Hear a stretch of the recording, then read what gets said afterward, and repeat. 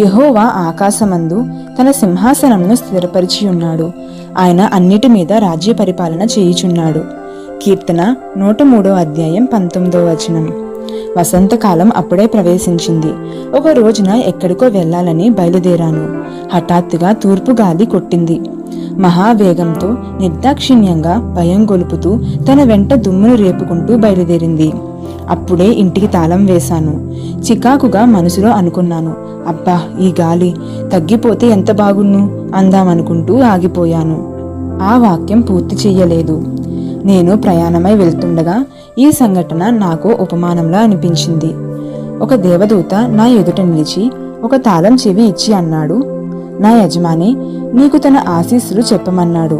ఇది నీకిమ్మని నన్ను పంపాడు. ఏమిటది? గాలి తాళం చెవి.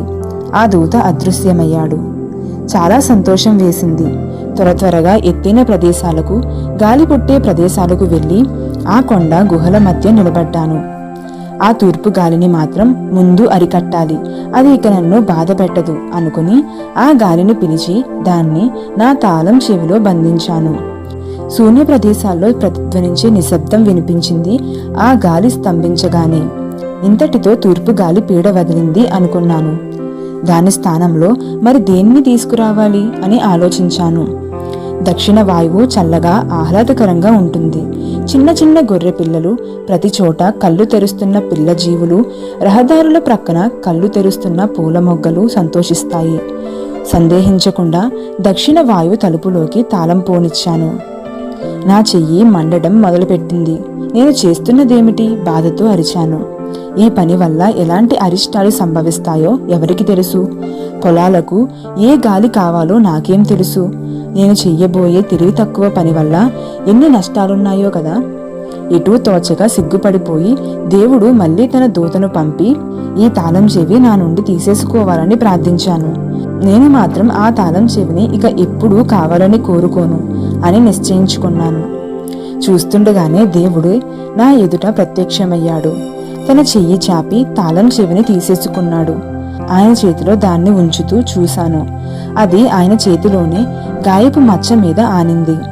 ఆయన చేసిన కార్యాలలో దేని మీదనైనా విసుక్కున్నందుకు బాధపడ్డాను.